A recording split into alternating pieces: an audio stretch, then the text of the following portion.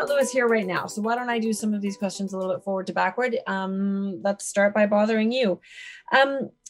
30,000 meters is both a lot and is not a lot when you're talking about the kind of drilling to test the number of both the number of targets that you're describing and the fact that quite a few of these are vein targets, which require, you know, a reasonable density of drilling to have confidence and continuity and to track high grade shoots and things like that. Can you give us a little bit more clarity, and maybe that doesn't exist yet, but maybe it does, on how many drills you might have? How many targets will you test simultaneously? Do you have enough people down there to enact the kind of scale of program that the greedy in me wants to see? Can you just dive into that a bit? Yeah, for sure. We have 2 rigs on site now. The first focus of the company is to increase the 43-101 resource. So drilling, Tangana, San Antonio will be number 1, but we will be putting holes into, Maria Luz and Esperanza, because again, we do know that there are good silver zones there. Keep in mind, some of these zones were previously mined, so we have underground workings to guide us out along blocks and stopes that were previously mined. So look, I think we'll do a great job of not only increasing the tonnage, but also increasing the grade and increasing the overall size of the resource. And then some of these other ones, I mean, you're so excited about Maria Luz and things like that. Will you also simultaneously be working on those, or is that you sort of have to see how it evolves? No, for sure. And look, Maria Luz today is pulling out 40, 50 tons of 10 to 12 ounce material. So, we definitely know where the stopes are. Look, in Peru, as some of our other peer groups might know, vein mining is a religion here, right? So it's easier to look at the stopes. It's easier to look at the underground workings, and you can kind of see where you're going to put a hole into. Gotcha. Okay, you returned at the end of your presentation to sort of the team and the deal-making platform that Oro X, Silver X, I'm not sure which to call it at this exact moment, is. Will that focus will it remain in Peru? And can you elucidate, just talk a little bit about what advantages your group might have in Peru? I mean, you are obviously a Peruvian yourself, but can you expand on that a little bit? Yeah, look, we all live here. I mean, Paul lives here, I live here, our whole team lives here. So we're in Peru, we're very involved in the mining industry. With my background as a banker, obviously I finance a lot of the deals that I previously financed, now I'm looking at to acquire. So yeah, we're very acquisitive. Look at Paul's track record and our track record. We're going to grow by acquisition. That's the plan. Finally, $14 million or whatever you end up raising, we shall see in a few weeks here. What's the budget look like that fills that sort of time frame, or what do you think you can do with that amount of money? Because you do have a lot of different things going on, like operating the mill, which is already making money, but probably you want to expand it, and all of this exploration, and there's corporate costs for mergers. So yeah, what do you think is the money side of the story here? Yeah, very little. $3 million is to basically expand the plant to 720 tons per day. That includes also the tailings. Then the vast majority is really going to drilling. I mean, 30,000 meters of drilling can get expensive, and to increase the resource, right? We believe in shareholder value creating shareholder value via the drill bit, and drilling is going to be the main focus. So all the dollars that we can will be spent on drilling. Gotcha. Okay.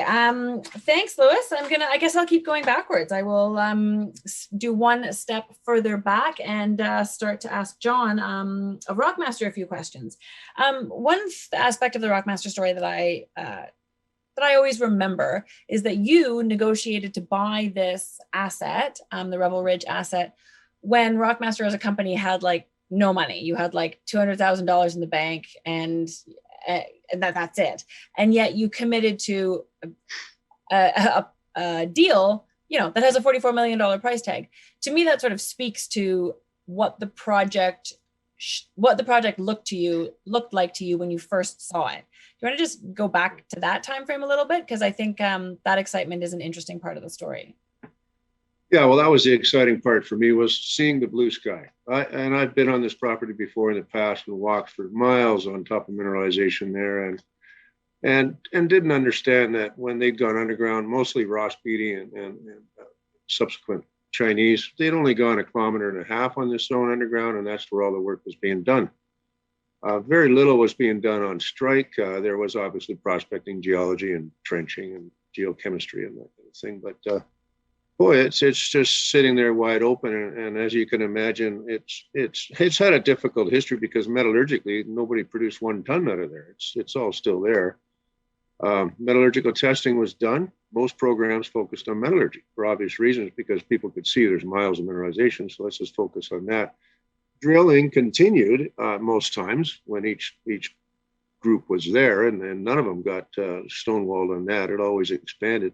But for instance, good example, Ross got 10 years into the deal, and the second NDP government hits. Not that I'm knocking our current NDP government, but gold price $250, and see you later. Where's he? In Peru. Like Louis said, he started the first operation down there.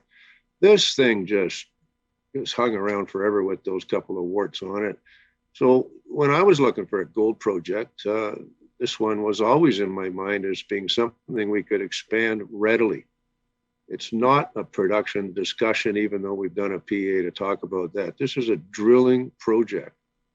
And we're just going into that, if you can imagine, the first 1,500 meters of this thing.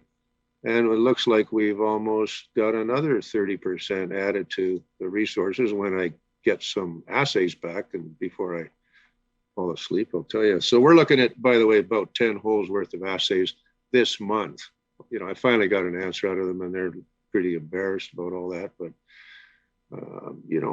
but it's the blue sky. There's just miles or kilometers of stuff to touch on, and we're all getting excited about getting out away from this 1,500 meter zone on the surface.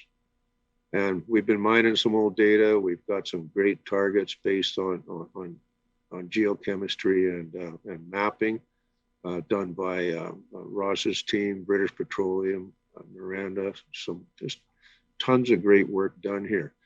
The Chinese did fantastic work, but same thing. They enjoyed a gold market that started in 2012 and kept going down until they packed it in. And that luckily, when we got involved in looking at this project, it was a low market, but it smelled like it was going to go up. And we talked a $20,000 foot on this was what it was. And then the first payment after we negotiated a deal, and 6 months later, was $200,000. And yeah, we did a financing at PDAC for 6 cents. And but when you see an asset like this that can only get better, yeah, let's just keep it simple. And it's $40 million. But right now, even at $1,700 gold, that's cheap, really cheap. We're undervalued. You could look at the peer charts. I mean, it's, certainly, I mean, the $40 million thing, I'm sure, comes up every time you have a conversation with anyone, right. Because yes, it's a significant sum of money. Even if it is a good deal for the asset, everyone's going to say, oh, you have a $40 million payment in the future. Right. And fair enough. I mean, I looked at it and decided that a $40 million payment would be very financeable if this thing continues to grow the way that it looks like it can. And I guess that sort of, you were talking about that just now, but let's talk about that a little bit more. The consistency of this sheet of mineralization, right. Not only the consistency of it, but what would then be the mineability of it, because it sort of like sits in exactly the way that you would want a sheet of mineralization to sit to be mined. I mean, you step down with those holes and just bam, bam, bam. It's amazing, right? It is. And,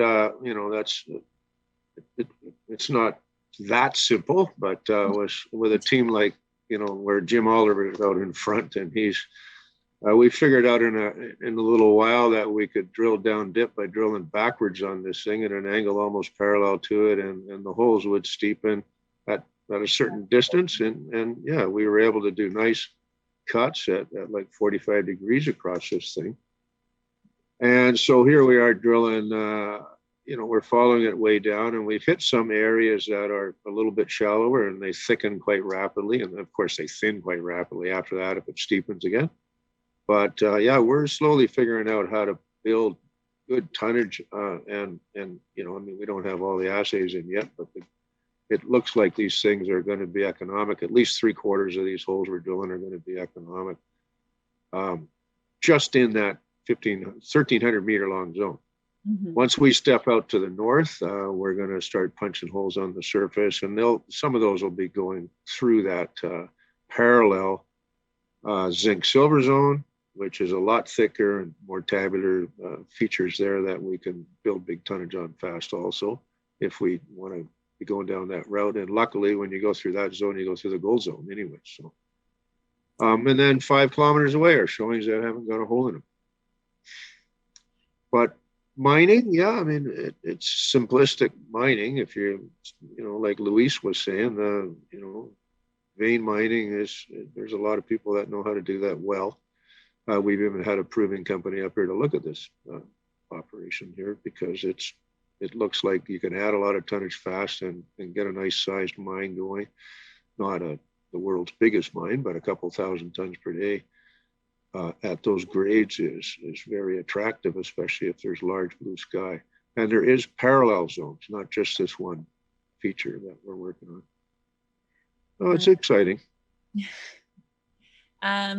You did a PEA recently, but then even in your presentation here, you said this isn't really a production story. This isn't about moving an asset toward production right now. This is about exploration. So why did you do the PEA? Just so that sort of question is. Well, we definitely wanted to update it from the ancient one that they'd done, which was sort of full of holes and yeah, you want to make sure you're not spending all this exploration money on something you can never put into production. So, and I've been hearing forever about all this difficulties we would have with pre-treatment of gold concentrates or trying to sell a deleterious gold concentrate, even in China, where they don't want to commit to anything on a long period of time.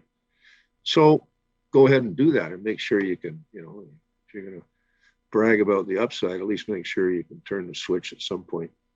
And we've got a lot of experience, by the way, in this area, permitting and building mines up and down the Kootenay Arc. So it's achievable, I think. We're fairly confident about that. And it's not going to be an environmental disaster waiting to happen or anything like that.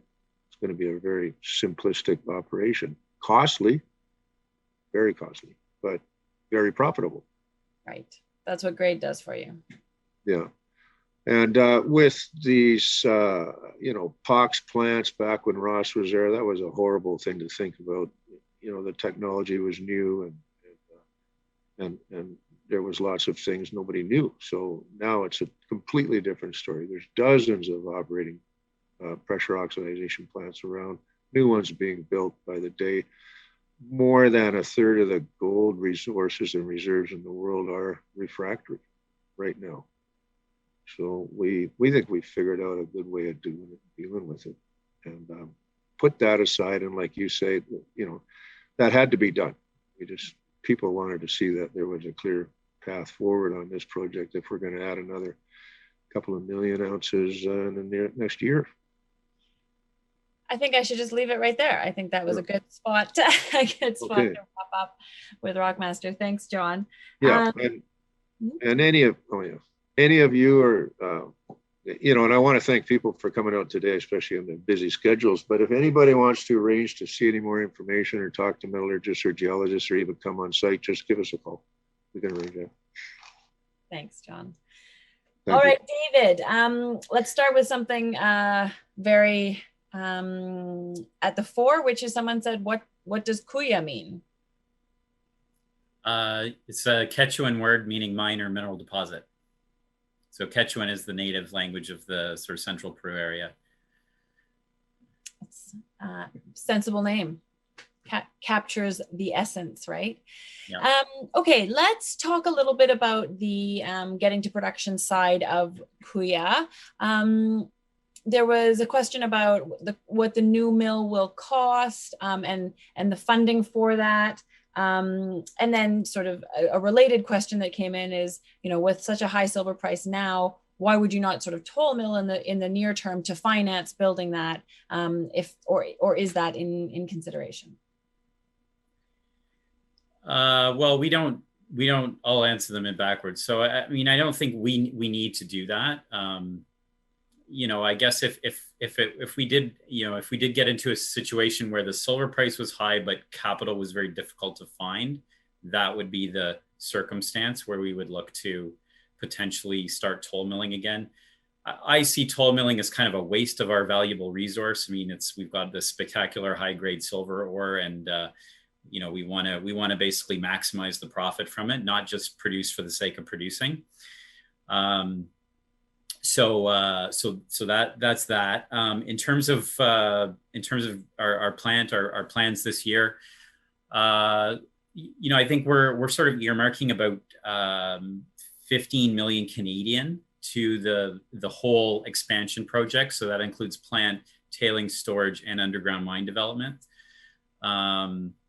And so we will look to finance that sometime in the next few months, separately from sort of the earlier financing we did. So we're currently fully financed to do the drill program that we've planned, not only in Peru but also Canada. All the remaining engineering and that we need to do in Peru for the plant. But we will do something there. Obviously, there's lots of options available. Debt, equity, hybrid, and I think we just need to weigh what is best at the given the market conditions at that particular time, and be prepared to move forward. Gotcha. And the numbers on that, there's sort of a upside down timeline a little bit on that, in that you are putting a PEA together for this mine that you're building, which will be out sort of before the middle of the year, but you'll probably start building the mine before those numbers actually come out, right? Correct. Yeah, the PEA is not for us to really give us, decide whether to build the mine or not. We're doing that anyway. The PEA is more honestly a marketing document for us, so that we can speak to investors about how much we're going to produce, and the profitability, expected profitability, all that good stuff. It's a lot easier to do if you have a 43-101. Yeah, I mean, the regulators don't like you to talk about what you're doing if they haven't approved the document about what you're doing. So fair enough, that is what it is. Yeah. In that, you may not be able to say much to this question, but can you talk a little bit about what kind of costs you do expect? I know you had some charts with this in your presentation, but maybe it's worth revisiting based on, there is a history of mining there, so you do have some good data to lean on. There's great byproduct credits. This is a high grade operation. I mean, I'm asking because, of course, costs determine success in terms of how you can expand and what more you can do to explore. So can you just speak to that, the expectations there a little bit? Yeah, and look, I think the best way to answer that is to look at what we were doing with this mine before it was put on care and maintenance. So as a toll milling operation, the all-in sustaining costs were $16.30 an ounce. That was the full year 2015. Right. And that was toll milling, so incurring a lot of extra costs to truck the ore all around the Andes, and you pay a hefty toll milling fee on that. You lose recoveries. So by building a plant, we eliminate the toll milling, we eliminate the long haul trucking, we get better recoveries. We should be able to knock off, conservatively, $3 to $4 an ounce off of that. That's what we think, management estimates only, but that's what we're looking at. And obviously at these silver prices, that gives us a spectacular margin. For sure. Okay, let's shift focus just for one more question over to Ontario, to combine a few questions that have come in about that. You got this thing pretty cheap. You paid $1 million cash, 3 million in shares, so that's an inexpensive entry point. Can you talk a little bit about what value you think it could add to Kuya? I mean, companies rarely get full value for their second asset, but there are comps out there that have some pretty nice numbers wrapped around them. And while you're answering that, someone else was asking, do you have drill rigs available? I know there's a bit of a crunch on drill rigs in Ontario right now. I've heard others complaining about not being able to get them. So when do you think you might be able to start drilling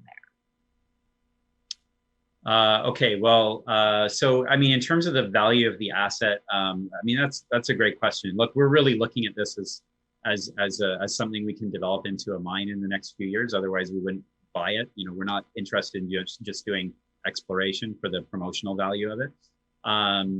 There is a company that's like 75 kilometers away that has a small resource, and I believe they have a 60 or 70 million market cap, so identical geology to what we have.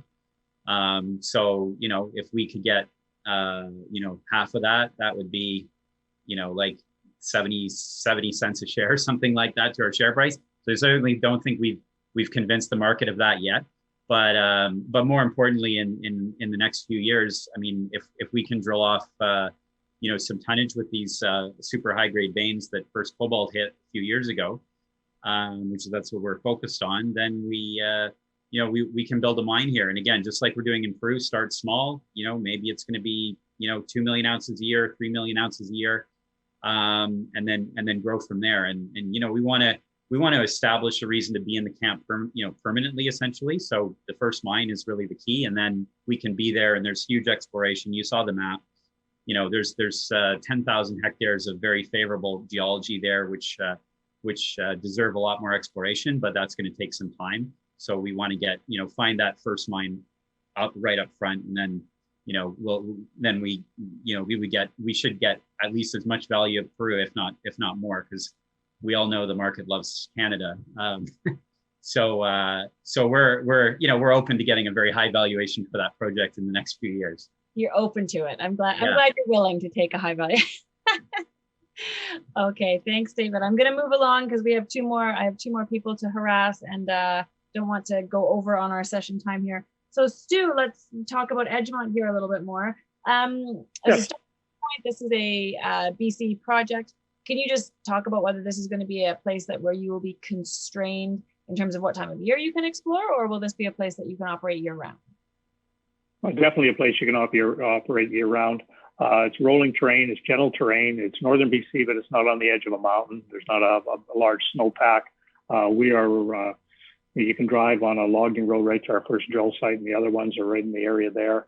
And it's one thing to say you can drill all year round, but Sun Summit is drilling 7 kilometers away right now, and they started a month ago. So it's good. It's going to be it's not going to be a problem at all. Okay, that's great, because the constraints on success that seasonal exploration requires are challenging for investors.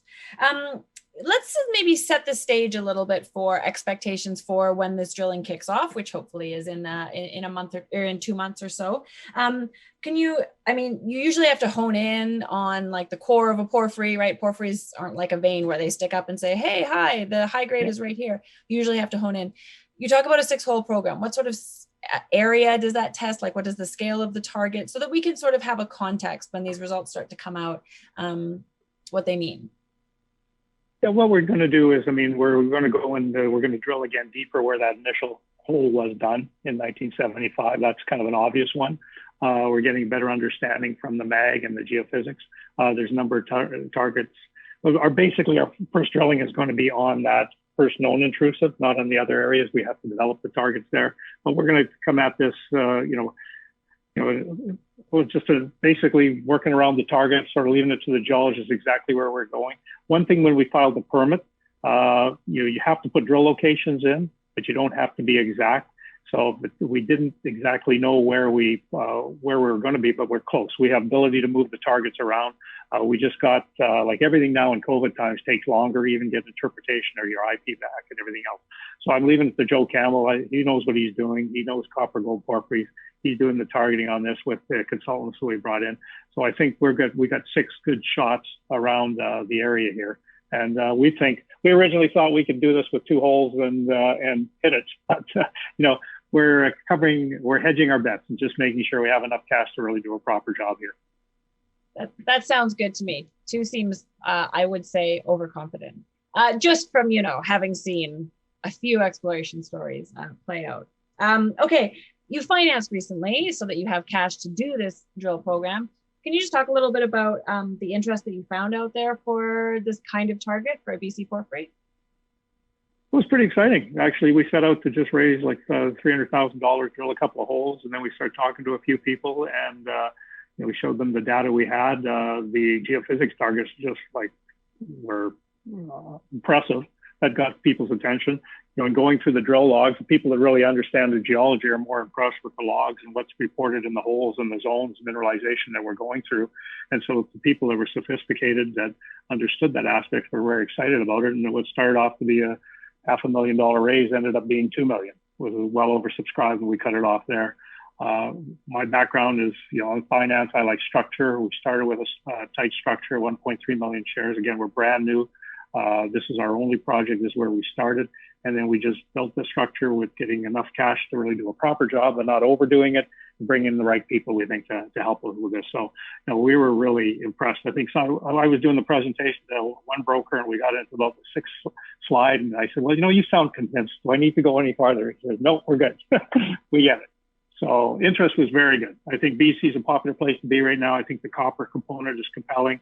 And the gold, this area was never asked for gold, but we're seeing the same mineralized zones, the geology as Sun Summit has and their gold zones on their property. So, this is, it's, there's abundance of opportunity here. I guess trying to be conservative for a change. Thanks very much, Stu. Last but not least, Ron has been patiently waiting. He was the first presenter. Now he's the last that I'm going to ask questions to. Hopefully you're still awake there, Rana. I got a bunch of scattered questions that I'm going to try and lump together so that this is a bit of a smooth back and forth. I want to ask for a bit more detail, resolution on your drill plans for 2021. So, I mean, we know that you want to step down underneath the resource. There's clear opportunity there. You want to step west along the resource because there's opportunity there. But then there's all of those other targets, like the free gold one, which is a very enticing target. And I'm curious when you're going to get there. So can you give us some more resolution on meterage and targets and when you plan to do what this year? Well, we've got our chief geologist, Bill Kronk, here as well. So Bill, why don't I let you answer those questions? It's in your field of expertise. Well, we are drilling now, Gwen. We have one rig still turning. This early phase one program for 2021 will be roughly 7,500 meters. We're drilling on the east end of the Boulder vein system, which we've extended, and we're drilling up to the west end in the deeper zones. Right now, we're waiting for our permit application to come through. We've had some good information on that the past couple of weeks. So we expect to be drilling the targets outside of the Boulder vein system probably by the end of this spring. So to all total, we want to drill 20,000 meters this year. Free gold is a high priority. We have really good geology there. We have really good geophysics. Last year's soil sampling program highlighted very clear, highly anomalous golden soils anomalies with pathfinder elements. And outcrop sampling also last fall, high grade gold in outcrop. So free gold will be a priority. We're going to be a little versatile. We'll bring a drill rig up there. I can't promise how many meters we're going to drill on free gold because we may decide to follow it up right away. We have other targets, 15 other known high grade gold veins on the property. We'll be evaluating there and moving the drill rig in as we can fit. So all in 20,000 meters in 2021. The phase one is roughly 7,500 meters. Gotcha. I also that's great resolution on that. Also, someone was asking just about the cost of drilling up there. These costs can vary dramatically, even in BC. So do you want to talk a little bit about how much it costs for you to do work there? We've got that pretty well under control. We're right now in between $175 and $200 a meter all in. Okay, gotcha. Okay. On the money side of things, Rana, I think you said you have $5 million in the bank right now. You're processing some bulk sample material, so that should produce some cash. But you're also doing a $20,000 exploration, or if only it only cost $20,000. Yes. 20,000 meter exploration project this year. What's your outlook on sort of the money side of the picture for this year? Yeah, that's a great question. Look, we have all the money that we need because remember, I raised $7.5 million here just a little bit ago, and so much of that we've already deployed partly into the 20,000 meter program, partly into the $2 million that we needed to put the mine into production. So we're in very good shape. We got $5 million. We got no debt.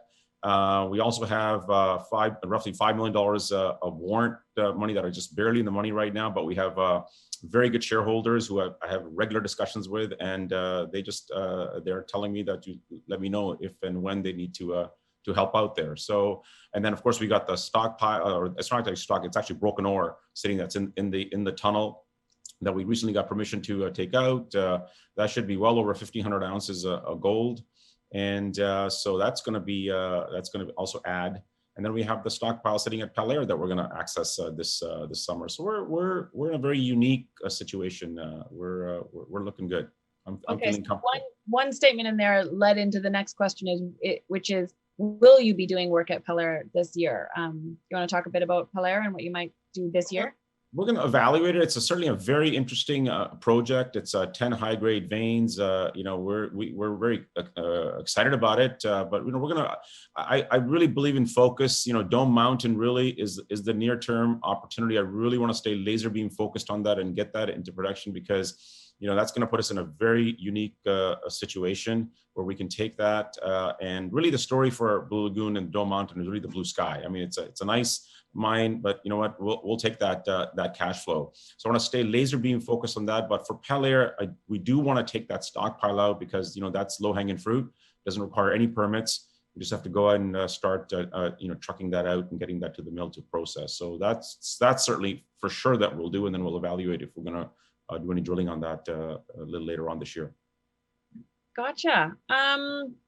Okay, I think we're going to wrap it up there. I think I've asked lots of questions. We've been online here for 2 hours, which is long enough to ask your attention. So to the audience, absolutely, thank you so much for tuning in today. Hopefully it was interesting, useful. If you have any more questions for any of the gentlemen on the panel, they are all easy to find on their websites, or you can certainly contact the Metals Investor Forum, and the forum will put you in touch with them directly. Similarly, for myself, you can find me at my website or through the Metals Investor Forum. Thank you to my panelists for participating today. It's always great to get updates on all of your stories and to have a chance to harass you with questions in front of an audience. And and hopefully all of you stay tuned. There's another session or two coming up today at the Metals Investor Forum. Otherwise, stay healthy and good luck out there in the markets, everyone. Thanks.